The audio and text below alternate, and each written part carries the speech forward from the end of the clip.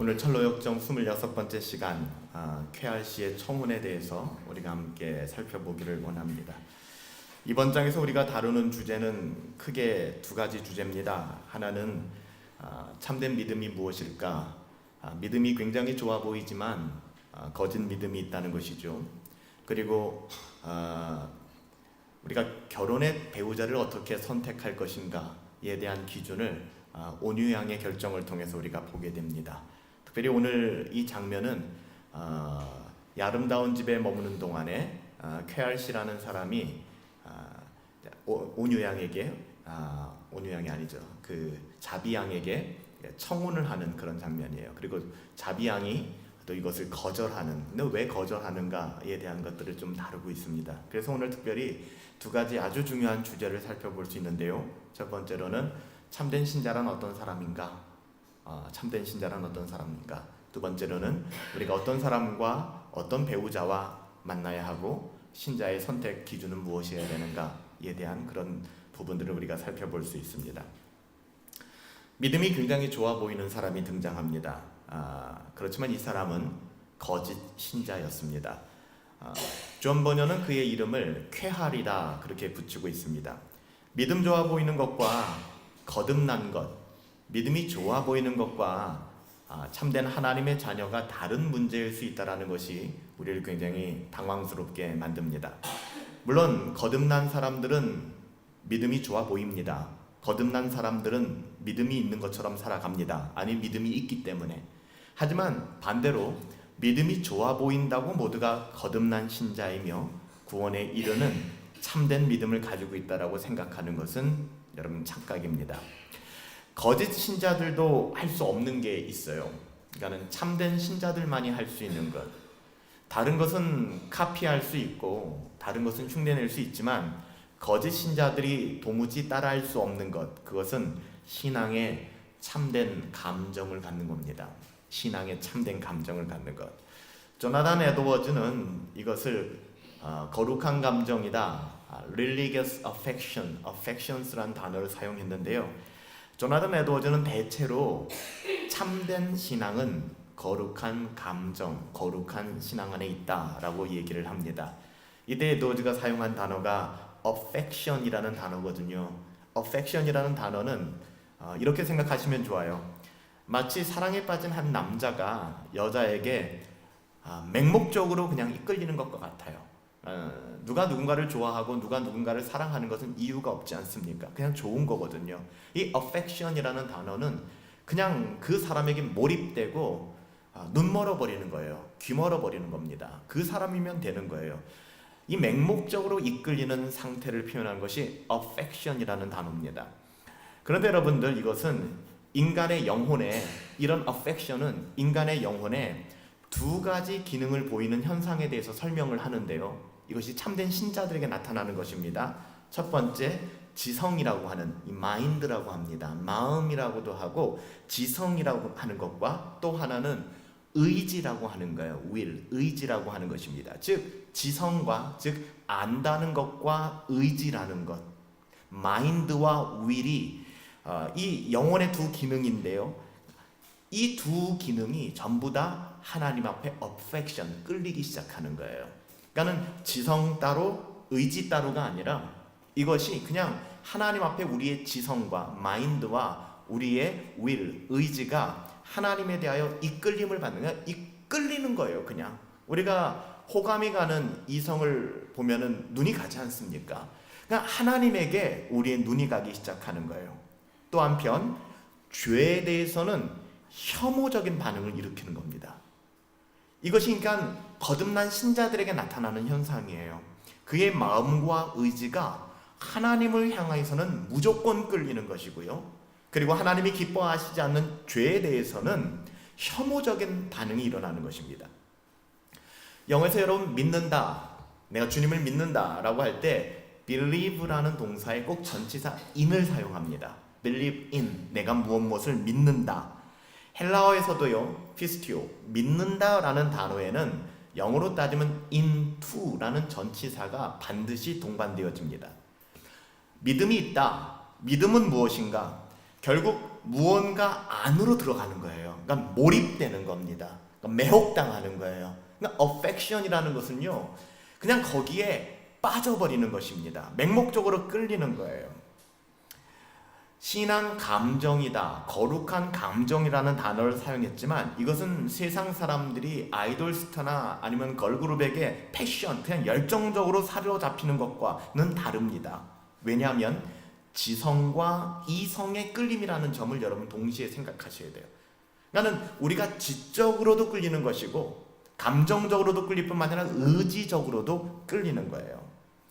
그래서 여러분들, 칼빈이 신자의 삶을 이야기할 때 그리스도와의 뭐라고 얘기합니까? unification, 연합이라고 얘기하는 거예요.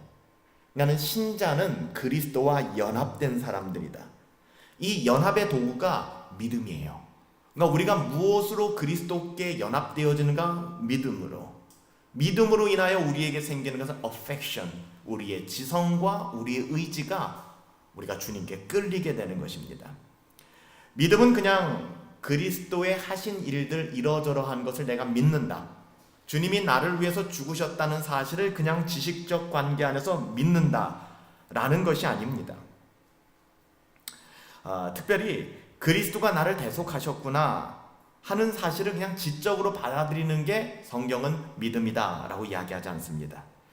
2000년 전의 십자가의 사건이 나와 아무 관계없는 사건이 아니라 어느 한순간 내 사건이 되는 거예요.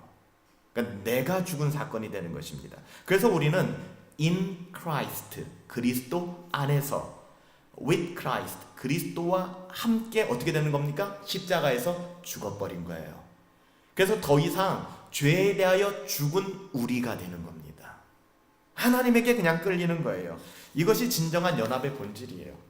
그러니까 우리가 기독교 강요를 통해서 수많은 교리 공부를 통해서 그리스도와의 연합 알면 뭐합니까? 지식적으로. 진짜 연합된 사람들은 이 자리에 나오게 되는 거예요. 왠지 아세요? 주님을 사랑하기 때문에. 여러분, 연애 시절을 기억해 보세요. 일주일에 한 번 만나서 성이 차던가요? 계속 찾아가고 싶고 계속 만나고 싶고 그 마음 아니에요? 그것을 방해하는 모든 것은 굉장히 불편하게 여겨지고. 여러분 어떠세요? 이것이 affection이라는 거, affection. 우리가 조나단 에드워즈가 religious affection이라고 얘기하니까 이 affection은 한국말로 번역하기가 되게 힘들거든요. 없어요. 그래서 새로 번역된 그 책에는 신앙 감정이라고 번역을 했고, 서문강 목사님은 또 다른 말을 썼는데 잘 기억이 안 나네요.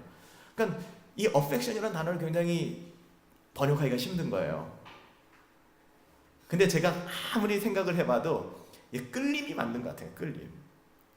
그렇게 번역하면 우스꽝스러운 번역이라고 할지 모르겠지만 그냥 하나님께 끌리는 거예요. 뭐가요? 우리의 지성과 감성과 의지가 한꺼번에 주님께 몰입되어지는 것이죠. 이게 그리스도와 연합되었다, 그리스도와 하나 되었다. 이게 신자입니다. 믿음은 우리 영혼을 고양시키어 하늘 우편에 계신 그리스도와 함께 함께합니다. 그래서 에베소서 2장 6절에 가보면 또 함께 일으키사 그리스도 예수 안에서 함께 하늘에 앉히신다라는 이야기가 나오죠. 그러므로 믿음이라는 것은, 오늘 등장하는 케왈씨는 이런 믿음이 없었거든요. 믿음이라는 것은 단순히 어떤 사실에 대하여 믿는다라는 게 여러분 아닙니다. 오늘 그걸 분명히 해두세요. 내가 믿음이 있는가? 그리스도의 사역, 특별히 그의 구속 사역에 내가 연합되는 것을 의미해요. 그러니까 내가 죽어야 합니다. 내가 죽은 경험이 있어야 해요. 이런 연합이, 그러니까 죽는다니까 우리가 자꾸만 생명이 끊어지고 뭔가 어떤 현상을 말하는데, 죽는다는 것은요, 로마서에서 말하는 것처럼 죄에 대하여 죽은 거예요. 더 이상 죄가 우리를 왕노릇하지 못하는 거예요. 이 죽은 겁니다. 거듭난다는 것은 우리가 어머니 뱃속에 들어갔다 다시 나온다는 그 니고데모의 생각처럼 어리석은 것이 아니라, 우리가 거듭난다는 것은 죄에 대하여 죽는다는 거예요. 성령님이 우리 안에 들어와 계시면 성령님이 우리를 인도하시기 때문에 더 이상 육신 때문에 죄를 지을 수는 있겠지만 죄에게 종노릇하며 궁극적으로 죄가 우리의 왕 되게는 하지 않는다는 겁니다. 이게 거듭남의 증거예요. 우리는 거듭난 사람들을 바라봤을 때 늘 체크하고 점검해야 될 것은, 아무런 헌신도 없이 오늘 우리가 찬양했던 것처럼 이 땅에 오신 예수님이 그런 목적 가운데 오셨고 죽어야 다시 산다는 것, 져야만 이긴다는 것, 승리가 무엇인 줄 아는가 하고 싶은 말을 하지 않고, 그렇죠? 우리가 수많은 것들 가운데 하나님을 높이는 그것, 우리가 아무런 헌신 없이 그저 구경꾼처럼만 지켜보고 우리의 의지가 주님 앞에 affection, 몰입되지 않는다 그러면 그 신앙은 참된 신앙이다라고 볼 수가 없는 것입니다. 그래서 신앙은 지성, 우리의 지성과 의지의 이끌림, affection이라는 것을 여러분 주목하여 다시 한번 꼭 기억하시기를 바랍니다. 그러므로 신앙의 본질은 어디까지 갈까요? 신앙의 본질은 여기 앉아서 공부하는 데 머물지 않고요, 여러분의 성경을 보면서 그냥 지식을 쌓는 데서 그치지 않고 반드시 드릴 헌, 몸, 신자, 헌신까지 가게 됩니다. 마음은 원이로되가 아니라 헌신하게 됩니다. 이게 참된 신앙이에요. 제가 요즘에 로이드 존스 글을 보면서 로이드 존스가 이런 이야기를 하는데 굉장히 충격을 받았어요. 로이드 존스는 그의 설교를 받아 적는 것에 대해서 굉장히 탐탁치 않게 여겼다고 생각합니다. 왜 그랬을까? 누군가의 설교를 받아 적는다는 것은 은혜 받았다라는 것이고 뭔가 들을 것이 있다는 거 아닙니까? 근데 로이드 존스는 이렇게 얘기합니다. 내가 여러분들에게 설교를 증거하는 것은 여러분들이 이 설교를 통해서 은혜를 받고 헌신하기를 원하는 것이지 받아 적기를 원하는 것이 아니라는 거예요. 우리가 아침에 말씀을 묵상하고 성경을 보는 이유는 유레카, 깨달았다의 지평을 넓혀가는 것이 아니라 하나님 내가 순종하겠습니다라는 마음의 자세예요. 여러분 그런 마음으로 성경을 보십니까? 그런 마음으로 하나님의 말씀을 대면하시나요? 그런 말씀으로 설교를 듣고 계신가요? 심리학자인 바론 코헨이라는 분이 이런 이야기를 했습니다. 자폐증이라는 것이 있는데요, 이 자폐증은 공감 능력이 극단적으로 부족해요. 우리가 자폐를 가진 그 분들을 가끔 대면할 때가 있죠. 그리고 영화나 이런 데서는 자주 보고요. 이 자폐증이라는 것은 딴 게 아닙니다. 공감 능력이 아주 극적으로 부족하고 체계화의 능력만 굉장히 발달한 거예요. 그래서 자폐를 가진 친구들이 막 무슨 공식을 외운다거나 수학 문제를 푼다거나 한 번 들은 피아노를 그냥 연주를 한다거나 이런 능력들이 있어요. 자폐를 가진 친구들 중에서. 그러니까 뭔가를 체계화하고 그 지식을 학습하는 데는 아주 뛰어난 거예요. 근데 무엇이 부족하다고요? 공감 능력이 부족합니다. 자폐증을 가진 아이들은 그래서 공감 능력이 전혀 없는 반면에 체계화된 능력이 극도로 발달한 경우들을 우리가 많이 보게 됩니다. 아까도 말씀드렸던 것처럼 아주 특별한 능력들을 행하게 되죠. 그럼에도 불구하고 그렇게 뛰어난 능력이 있지만 이들은 다른 누군가의 아픔이나 다른 누구의 기쁨이나 다른 누구의 불편함에 대한 감정적 교류에 대해서는 전혀 느끼지 못한다라고 합니다. 저는 이 분야의 전문가는 아니지만 저희와 상관된 글을 보면서 굉장히 오늘 이 부분과 맞닿은 부분이 있다고 해서 제가 인용을 해드린 겁니다. 바론 코헨의 글을 제가 인용해드린 거예요. 저는 이런 생각을 해보았습니다. 교회 안에서도 이런 자폐증을 앓고 있는 분들이 많구나.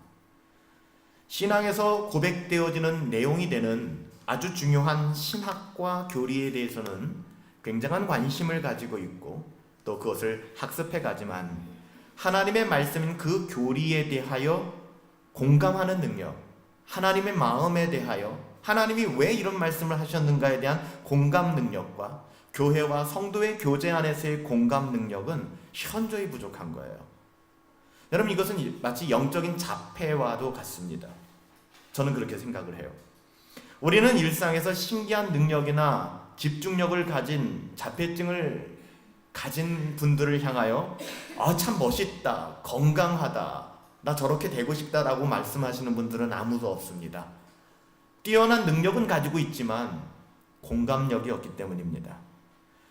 여러분 참된 신앙 감정은 하나님을 아는 것과 그것을 믿는 것과 행하는 것이 일치되어야 됩니다. 그것이 믿음입니다. 이것이 하나라도 결여되어 있다면 믿음이라고 볼 수 없는 것이죠. 특별히 행하는 영역, 의지의 영역인 헌신은 아는 것과 믿는 것에 대하여 믿음으로 공감하는 능력이 없이는 불가능한 거예요. 즉 우리가 하나님을 안다, 그리고 그분을 사랑한다, 여러분, 이것이 정말 하나님을 사랑하는 마음이 하나님의 마음과 공감이 되고 하나님의 말씀이 공감이 되지 않으면 절대로 움직이지 않습니다. 행동은 일어나지 않아요.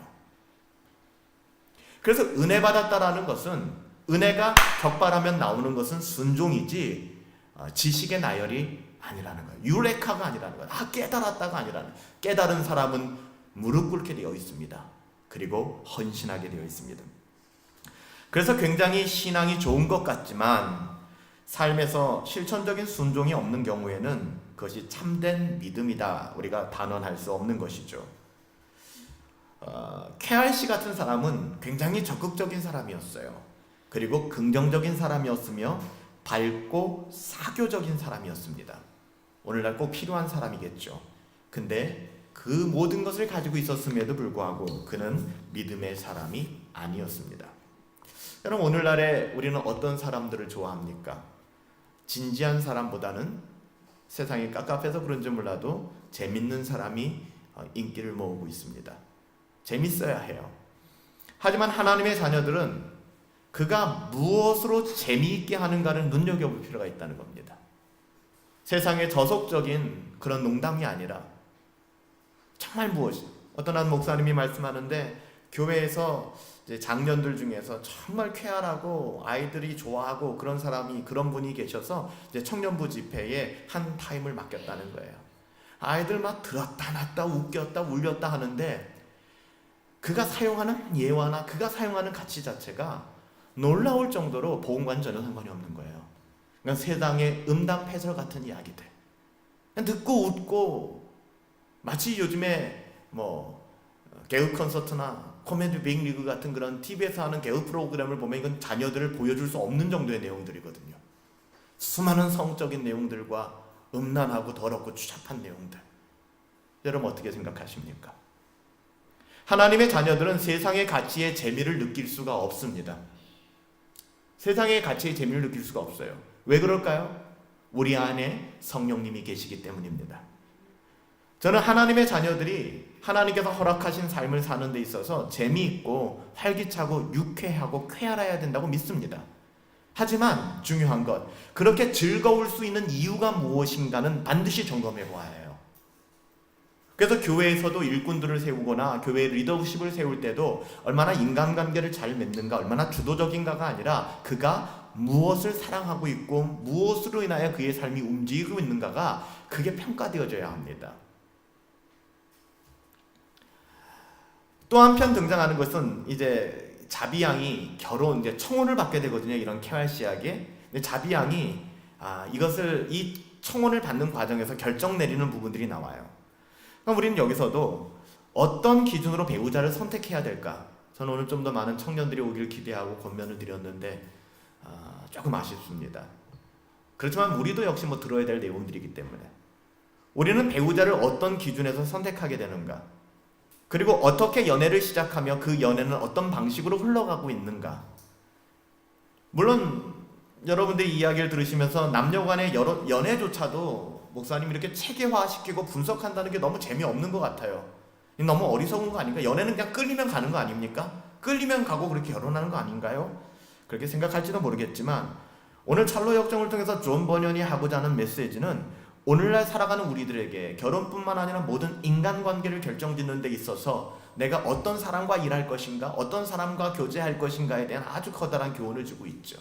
그래서 이 두 가지 주제를 가지고 오늘 우리가 찰로 역정을 살펴보려고 하는 것입니다. 순례자들이 아름다운 집에 한 일주일 정도 머물렀죠. 그때 이제 KRC라는 사람이 일주일 동안 자비양을 아주 관심 있게 바라보았던 것 같습니다. 자비양은 굉장히 예뻤고 그리고 착한 그런 아가씨였습니다. 그래서 이 KR이라는 사람이, 브레이스크라는 사람이 와서 청혼을 합니다. 이 브레이스크라는 말이 뭘까? 제가 사전을 찾아봤더니 사전 적들은 활기가 있는, 이렇게 쾌활한 그런 뜻을 가지고 있습니다. 그래서 미스터 브릭스라고 얘기를 하는 거예요. 이 사람이 뭐라고 여기서 평가되어지냐면, 그는 교양을 약간 갖춘 사람이지만 신앙면에서는 흉내만 낼 뿐 여전히 세속에 깊이 물들어 있는 사람이었다라는 거예요. 다시 말하면 교회 안에 들어와 있어요. 그리고 굉장히 젠틀합니다. 뿐만 아니라 쾌활하고요. 그래서 사람들이 이 사람을 굉장히 좋아합니다. 그렇지만 신앙면에 있어서는 흉내만 내고 있는 거예요. 다시 말하면 주님과 연합된 경험도 없고 주님을 알지를 못하는 것, 주님을 사랑하지 못하는 것이 있죠. 자비심은, 이 자비양은 용모가 훌륭했다는 것은 굉장히 예뻤나 봐요. 굉장히 예뻤고 또 매력적인 아가씨였습니다. 게다가 그녀는 늘 부지런했어요. 그래서 자기 자신만을 위해서가 아니라 늘 사람들을 돕기 위해서 옷을 만드는 여인으로 그렇게 비춰지고 있습니다. 굉장히 긍휼한 마음을 가지고 내가 막 내 가진 모든 것으로 사람 이렇게 도와주고 그런 성향의 아가씨였던 것 같아요. 얼마나 매력이 있었을까요? 근데 이 쾌활 씨가 자비양에게 청혼을 하자마자 굉장히 눈에 띄는 장면이 있어요. 청혼을 받으면 여러분들 어떻겠어요? 우리 자매님들, 와, 내가 청혼을 받았어. 뭐 들뜨고 좋을지 모르겠지만 자비심은 청혼을 받자 이 문제에 대해서, 청혼을 받아들일 것인가 받아들이지 않을 것인가에 대해서 문의를 하게 됩니다. 이 말은 또 오해하지 마세요. 결혼은 여러분들이 주도적으로 결정하셔야 되는 부분들입니다. 그럼에도 불구하고 여러분 자신이 그것을 결정하기 이전에 목회자라든지 아니면 경건한 누군가에게 이 부분들은 검증받으실 필요가 있어요. 그 공동체의 누군가에게, 경건한 지체들에게. 그래서 이 자비양은 아름다운 집에 있는 처녀들에게 도움을 구합니다. 그리고 쾌활 씨가 어떤 사람인지를 묻죠. 굉장히 신중한 것입니다. 그리고 바람직한 것입니다. 대답은 이렇습니다. 처녀들이 이렇게 얘기합니다. 이 쾌활 씨를 지켜본 결과 그는 대단히 바쁜 사람이었다. 브릭스크라는 말 자체가 바쁘다라는 뜻도 있거든요. 그는 대단히 바쁜 사람이고 신사인 척하지만, 굉장히 괜찮은 사람인 것 같이 하지만 선한 능력과는 거리가 먼 사람으로 여겨진다. 이게 아름다운 집에 있었던 처녀들, 즉 쾌활 씨를 지켜봤던 사람들의 쾌활 씨에 대한 평가였어요. 여러분들 가끔 누군가를 묻는 질문이 들어올 때가 있습니다. 그렇지만 이때 우리는 정확하게 평가를 내려줄 필요가 있어요. 형식적인 평가, 한번 만나봐, 괜찮은 사람 같아, 이것이 결국 하나님의 기쁘신 뜻을 이루지 못할 수도 있다는 것입니다. 여러분, 좋은 게 좋은 것이 아니에요. 이들은 분명히 신앙적인 부분에 대해서 쾌활 씨를 검증해 주었습니다. 자비양은 자기의 영혼의 꺼리낌이 될 만한 것은 피해야 되니까 그만 만나야겠다라고 말하지만, 분별은 자비심이 하던 일을 계속하게 되면 자연히 쾌활이 실망하게 될 것을 본다고 말해요. 무슨 얘기냐면, 이 아름다운 집에 있는 처녀들이 이야기하는데 저 사람들은 참 신뢰할 만해. 내가 목사님께 여쭤봤는데 목사님은 그래도 신뢰할 만한 분이시오. 근데 이분이 저 사람의 신앙에 대해서 지금은 아니라고 말씀하시네. 그러면은 내 양심이 찔리니까 그냥 저 사람하고 만나지 말아야겠다 라고 마음을 먹는 거예요. 이런 사람들도 요즘 별로 없지만 마음을 먹는 겁니다. 근데 분별이라는 사람이 뭐라고 얘기하냐면, 그러지 말고 그냥 당신이 하던 대로 하세요 라고 얘기를 합니다.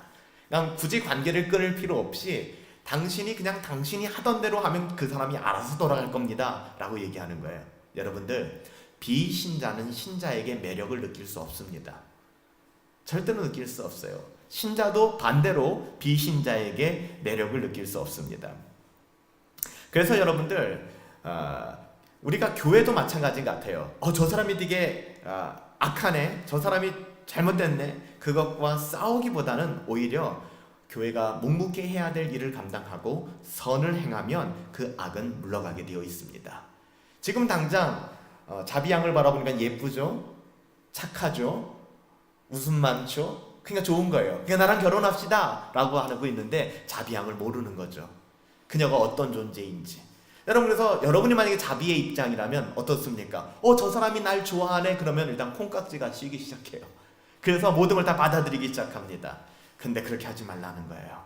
있는 그대로 내가 하나님을 사랑하는 그 마음 그대로 그렇게 살아가라고 얘기하는 거죠. 막 연애하다 보면 그런 얘기들이 있거든요. 불신자와 이게 약간 신앙이 없는 자들과 이렇게 하다 보면은, 예를 들면 이런 거예요. 악화가 양화를 구축한다고 자꾸만 예를 들면 모든 주중 예배 다 참석하던 사람이 그렇지 않은 사람과 교제하기 시작하면 이제 모임이 나오지 않기 시작합니다. 그리고 그러면서 이렇게 얘기합니다. 나는 내가 교제하는 형제를 배려하기 위해서 내가 적당히 이렇게 하고 있다. 이게 얼마나 어리석은 건지 몰라요. 여러분, 결국은 어떻게 되는지 아십니까? 여러분, 자비양은 있는 그대로 자신의 신앙의 모습을 그대로 보여주기 시작합니다. 쾌활 씨의 본색은 부지런한 자비심에게 이렇게 물어보면서 시작이 돼요. 그렇게 열심히 바느질해서 결국 하루에 얼마를 버나요? 라고 얘기합니다. 이 질문이 의도하는 바는 너무나 클리어하죠.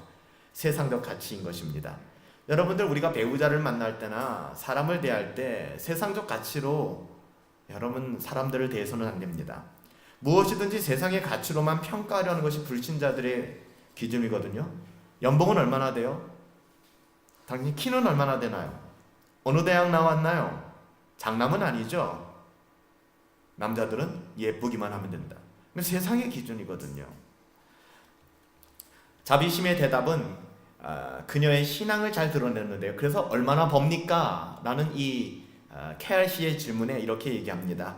제가 이 일을 하는 것은 선행을 풍부히 쌓아서 장래를 위한 좋은 기초를 쌓고 영생을 얻기 위함입니다. 라고. 여기서도 오해하지 마세요. 이 말이 무슨 선을 행해서 천국 가겠다라는 것이 아니라 이 땅에서 하나님의 자녀로서 정말 열심히 살아서 주님 만나는 그때 부끄러움 없이 주님 만나겠다는 그런 고백이에요.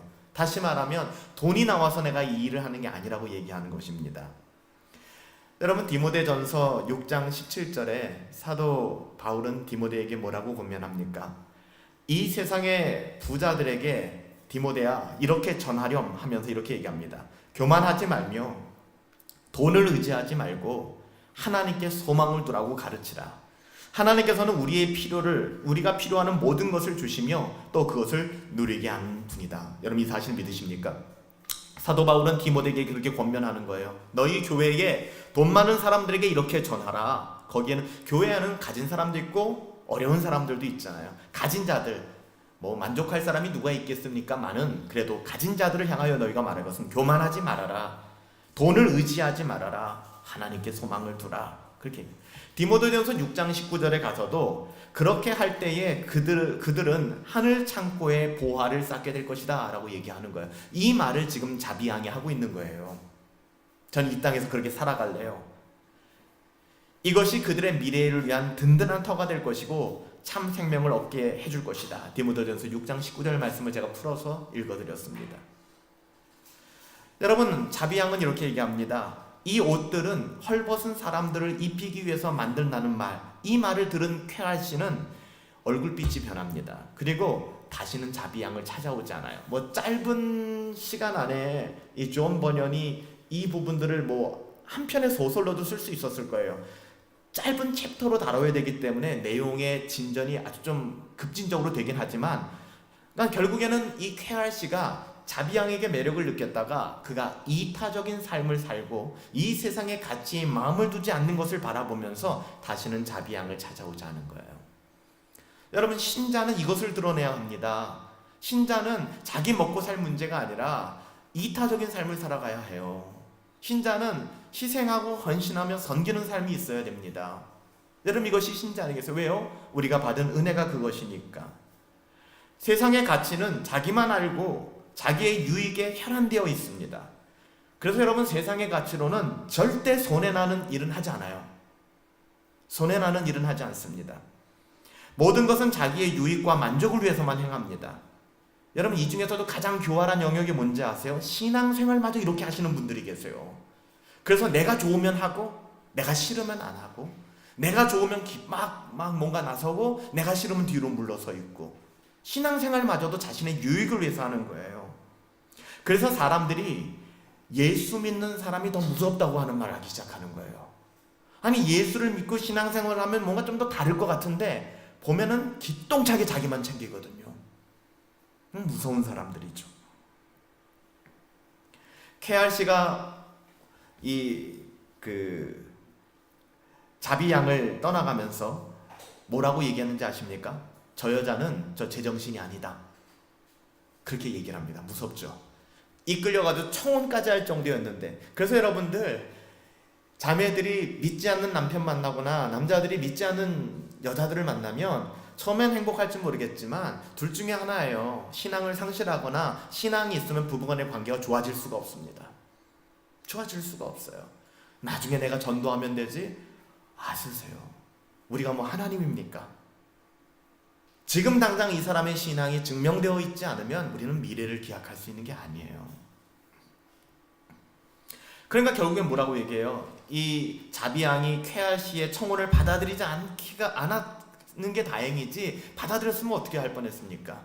결국 이 남편 되겠다고 그 청혼한 남자가 뭐라고 얘기하는 거예요? 뒤돌아서서 저 여자는 제정신 아니다라고 얘기하는 거예요. 미쳤다는 거예요. 너 교회 미칠래? 너 제정신이냐? 너 얼만데 그걸 갖다 헌금을 하냐? 이거 가지고 우리가 여행을 다녀도 우리 애를 위해 써도 말이야, 이게 아깝지 않냐? 아나니아 삽비라 꼴 나는 거예요. 어이구, 이거 다 어떻게 사도들 앞에 갖다, 이거 반만 갖다 놔도 우리는 진짜 교회에 엄청난 일 한 거다. 둘 다 죽어나가지 않았습니까? 그렇기 때문에 여러분들, 우리가 불신앙을 가지고 접근하는 사람들을 인정해주는 것처럼 위험한 행동은 없습니다. 그 사람을 대적할 필요는 없어요. 그렇지만 타협 없는 하나님 나에게 주신 그 마음, religious affection, 하나님을 사랑하는 그 마음, 하나님께 이끌리는 그 마음을 드러내셔야 돼요. 전 많이 봤거든요. 그렇게 드러내면 저 사람이 상처받을까봐, 이렇게 드러내면 저 사람이 겸연쩍을까봐. 괜찮아요. 오히려 그걸 숨기는 것이 서로의 관계를 악화시키는 거예요. 분명한 자기의 정체성, 내 신앙을 드러내는 것은 굉장히 중요합니다. 배려한다고 생각해서 자신의 신앙의 정체성을 흐트러뜨리면, 그렇게 흐트러뜨리면서 사람들을 만나는 것은 매우 위험하고 어리석은 일이에요. 이 쾌할시의 이후로 어떻게 됐을까요? 철로역정에 보시면은 자비양에 대한 험담을 사람들에게 퍼나르고 다닙니다. 그래서 분별은 이렇게 분별이 그 부분들에 대해서 자비양에게 이야기를 해주죠. 여러분, 결국은 뭔지 아세요? 여러분, 뭐 속된 말이지만 우리 편은 형제 자매밖에는 없어요. 교회밖에는 없습니다. 우리가 신앙으로 싸움한다 그러면 여러분, 그래서 교회를 가족 공동체라고 얘기하는, 예수 혈연 공동체잖아요. 예. 세상의 본질, 결국 복음을 무시하고 저주합니다. 따라서 불신자와의 결혼이나 교제는 신자가 하나님을 사랑하면 사랑할수록 난관에 처하게 돼요. 여러분, 결혼해서 설득하실 수 있을 것 같아요? 관계를 맺으면서 설득하실 수 있을 것 같아요? 물론 신자라고 하는 분들 중에서 이런 불신자의 삶을 사는 경우도 많아요. 그래서 신자인 줄 알고 결혼했는데 불신자죠. 신자인 줄 알고 동업했는데 이거는 불신자 반도 못하죠. 자신이 불신자라고 자칭하는 자가 신자의 삶을 살 수도 없고요. 신자라고 얘기한다고 그 사람이 신자라고 볼 수도 없습니다. 그래서 우리는 끊임없이 기도하면서 분별할 필요가 있는 것이죠. 그래서 오늘 이 부분에서 번연은 쾌할시와 이 자비양의 청혼 문제와 이런 것들을 통해서 거짓 신자가 무엇인가를 밝혀주는 거예요.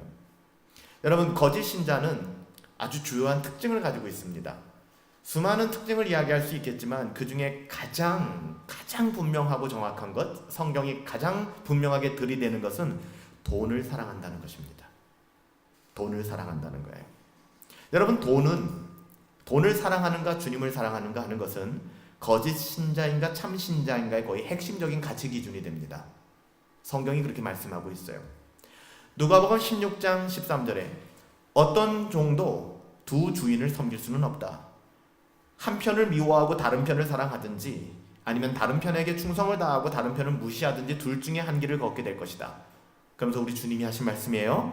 너희는 하나님과 돈을 겸하여 섬길 수 없다. 요한복음 12장 5절에도 가룟 유다가 나옵니다. 이 가룟 유다도 자신이 구원받지 못한 마귀에게 속한 자라는 것을 증명하는 데 사용된 것은 돈의 문제였습니다. 마리아가 와서 향유 옥합을 깨부수니까 그 앞에서 이렇게 얘기합니다. 이 향유를 팔아 그 돈을, 관심은 돈에 있는 거예요. 그 돈을 가난한 사람들에게, 가난한 사람이 포커스가 아니에요. 그 돈을 나누어주는 것이 좋지 않겠느냐. 그는 그럴 마음 없었어요.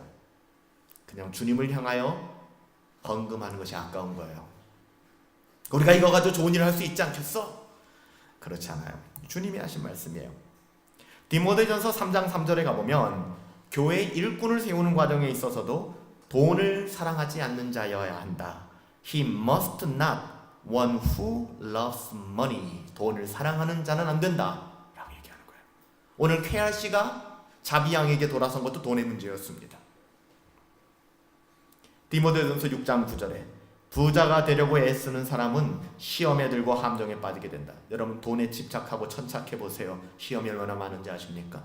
내려놔 보세요. 어떻게 하면 내가 이것을 불릴까? 어떻게 하면 이익을 챙길까? 어떻게 하면 내가 좀 모을까? 그렇다고 근면성실하게 살지 말라는 말씀은 아닙니다. 부자가 되려고 애쓰는 사람들은 결국 시험에 들게 될 것이고 함정의 올무에 빠지게 될 것입니다. 디모데전서 6장 9절이에요. 어리석은 일을 하다가 결국에는 자신을 망치는 구덩이에 떨어지게 될 것이다. 디모데전서 6장 10절에 쐐기를 박죠. 뭐라고 얘기합니까? 돈을 사랑하는 것은 모든 악의 뿌리가 된다. 수학에 루트가 있잖아요. 루트를 구하지 않습니까? 가장 나눌 수 없는 그 근본 루트를 구하는 모든 악의 루트는 돈이라는 거예요. 돈. 그래서 돈을 사랑하는 것이 일만 악의 뿌리가 된다라는 거예요. The root of all kinds of evil. 악한 것의 루트가 된다는 겁니다. 여러 가지 가지가 있지만 다 여러분들 루트 값을 구해보면 뭐가 나온다는 거예요? 돈이 나온다는 거예요. 그 문제 때문에 악한 자들은 하나님이 아닌 돈을 추종하게 된다는 것이죠. 거짓 신자입니다.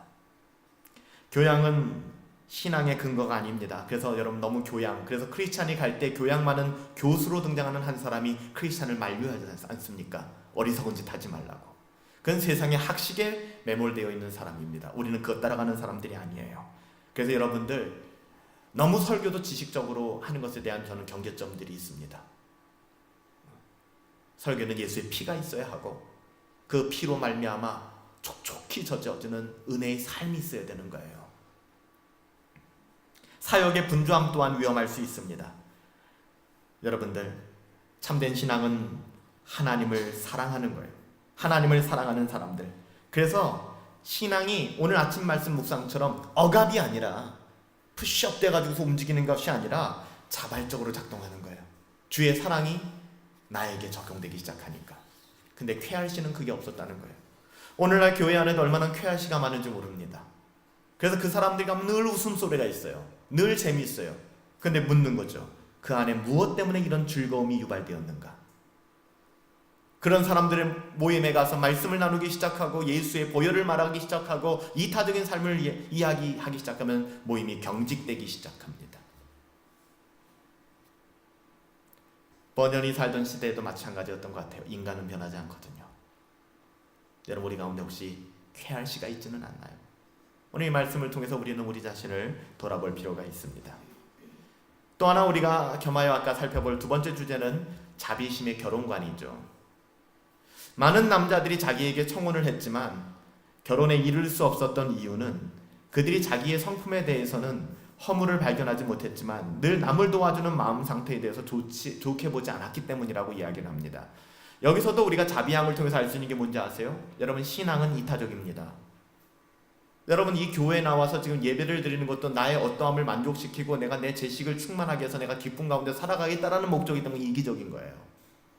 복음은 절대로 이기적이지 않습니다. 주님이 이 땅에 오신 이유는 이기적이지 않았어요. 우리도 주님을 따라가야 합니다. 이타적인 거예요. 때로는 손해볼 수 있어요. 그렇지만 손해보고 즐겁게 손해보고 기쁘게 바보 되어져야 합니다. 이게 쉽지 않지만 성령께서 그것을 우리 가운데 도와주시는 거죠. 불신자는 성도의 좋은 성품에 끌릴 수는 있어도 가치관과 성향을 좋아할 수는 없습니다. 여러분 사람 만나보세요. 와, 그 사람 참 착한 사람인 것 같다. 그냥 처음에 그 첫인상을 보고 여러분 좋아할 수는 있지만 나중에는 여러분들 굉장히 답답하게 여길 겁니다. 아니 어떻게 그렇게 살아? 재미없게. 그 이유는 간단해요. 손해보는 삶을 살고 있다고 생각하기 때문에 답답하게 여기는 거죠. 너도 그렇지 마. 밟지 않으면 너가 밟히게 될 거야. 이런 말이 더 심장을 뛰게 만드는 거죠. 네가 밟지 않으면 그 사람이 너를 밟아버릴 거야. 그러니까 우리는 밟아야 돼. 실력을 키워야 돼. 있어야 돼. 이런 생각도 갖는 거예요. 왜 이렇게 늘 억울하게 살아? 그러지 마 라고 생각합니다. 그래서 여러분 자비양이 좀 나누기 좀 그렇지만 번연이 쓴 내용을 그대로 얘기한다면 이렇게 얘기합니다. 만약에 내가 이런 신앙을 가지고 있는데 아무도 나를 맞이하지 않는다면, 아무도 나를 아내로 맞이하지 않는다면 저는 평생 처녀로 살다 죽든지 아니면 내 신앙을, 내 정신을, 그건 정신이라고 얘기하자면 내 신앙을, 주님을 남편으로 모시고 살겠어요. 전 결코 제 본성, 하나님의 자녀된 이 본성을 바꿀 수는 없으니까요. 대단하죠. 처음엔 그냥 따라 나왔던 그런 자비양이었거든요. 근데 자비양 안에 이제는 이만큼 신앙이 자라기 시작했어요. 내가 혼자 살면 혼자 살았지. 그렇죠? 내가 주님을 신랑 삼아 사는 일이 있더라도 나는 그렇게 살 수는 없어. 성령님께서 우리 안에 계시기 때문에 여러분, 신앙은 나 하기 나름이야. 내가 어떻게 할 수 없을 정도의 은혜가 흐르는데 우리가 어떻게 그렇게 이야기할 수 있겠습니까? 그런 거 아닙니다. 저는 저의 성질, 여기서 말하는 건 신앙과 가치가 아니에요. 여기에 어긋나는 사람은 죽을 때까지 결코 내 남편으로 삼지 않겠어요. 그러니까 하나님, 즉 신앙이 없는 사람과 결혼하여 삶을 사느니, 그렇게 해서 하나님께 불순종하느니, 같은 말이거든요. 여러분들, 신앙이 없는 사람과 결혼한다는 것은 하나님께 불순종하기로 마음에 작정을 내리는 겁니다. 신앙이 없는 사람과 결혼하여 앞으로의 삶으로 하나님께 불순종하느니 차라리 하나님께 순종하여 혼자 사는 길이 더 낫다라고 여기는 것, 여러분, 이것이 살아있는 신앙 고백입니다. 이게 살아있는 신앙 고백이에요. 더 직접적으로 얘기한다면 내가 원하는 결혼을 할 것인가, 어떤 방식으로든 간에 합리화해 가면서 내 나이가 몇 살인데 내가 원하는 것은 결혼인가 아니면 하나님인가의 문제예요. 너무 이것을 딱딱하고 권위적으로 받아들이지 마세요. 성경이 그렇게 말씀하고 있잖아요. 내가 원하는 게 결혼인가 아니면 하나님인가? 더 나아가서 나는 하나님 한 분으로 만족할 수 있는가? 여러분, 이렇게 고백해. 나는 하나님 한 분으로 만족할 수 있습니다. 나는 신앙이 있는 형제가 아니고선 결혼하지 않겠습니다. 여러분, 이건 서원이 아니에요. 서원이 아닙니다. 이거는 신앙 고백이에요. 신자로서 가장 기본적인 신앙 고백 아니겠습니까? 여러분, 이 자비양은 교훈이 있었어요. 언니가 있는데요, 언니의 이름은 후덕이라는 이름으로 번역이 되어 있는데요, bountiful이라는 이름이죠. Miss Bountiful이라는 후덕한, 다시 말하면 이 bountiful이라는 뜻은 많다, 풍부하다, 너그럽다, 많으니까 너그러운 거다, 이런 뜻이에요.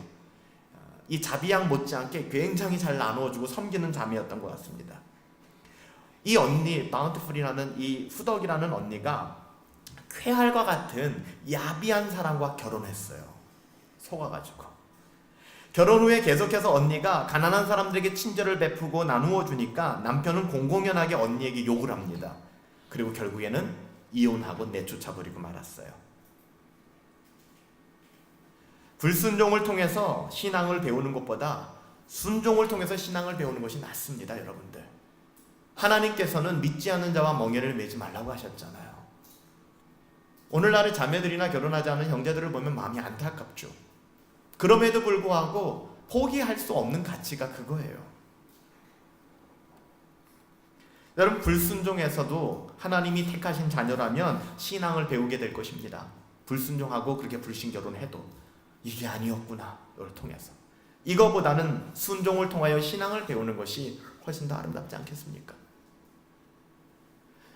마지막 장면에서 분별이 이렇게 이야기를 합니다. 지금도 세상에는, 교회 안에는 이런 사람들, 쾌활 같은 사람들로 가득 차 있답니다. 오늘날도 이것은 동일하답니다. 우리는 교회 다니는 사람과 결혼할 것인가?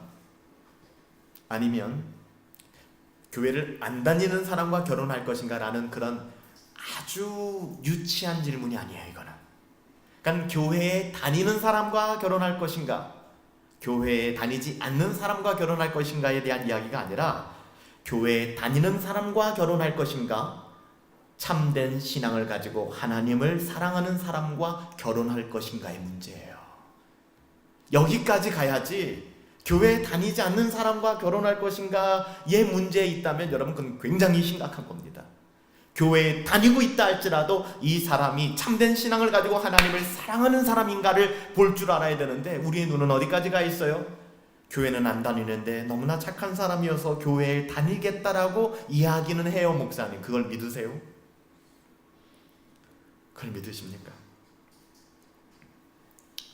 그렇다면 교회에 다니는 사람과 참된 신앙을 가지고 하나님을 사랑하는 사람, 어떻게 우리가 구별할 수 있을까요?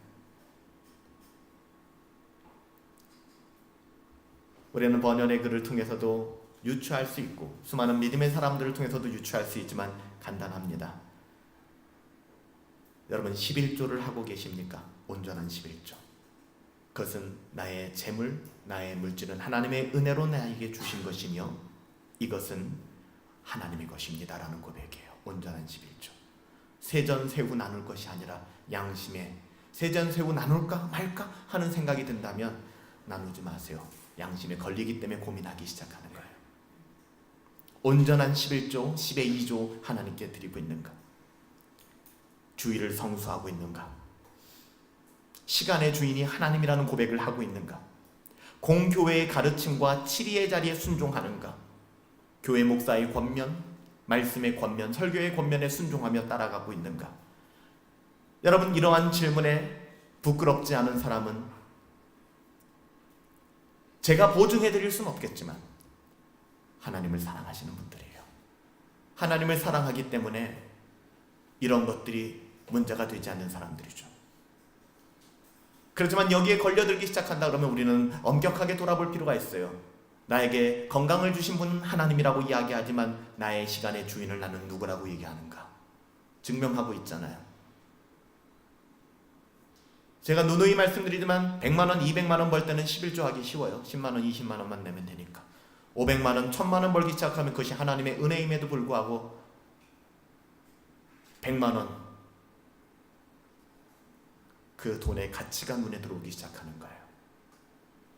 그래서 부자가 되려고 하는 사람은 시험에 들게 되는 것이죠. 오늘 KRC와 그리고 이 자비항의 청혼 관계를 통해서 번연히 얘기하고자 하는 건 두 가지였습니다. 참된 신자는 하나님을 사랑하는 사람이고 그리고 거짓 신자는 어떤 사람인가입니다. 그리고 우리가 관계를 맺고 결혼을 준비하는 과정에 있다면 어떤 사람들을 만나고 우리의 신앙 고백이 어떻게 녹여져야 될 것인가에 대한 고민들이었어요.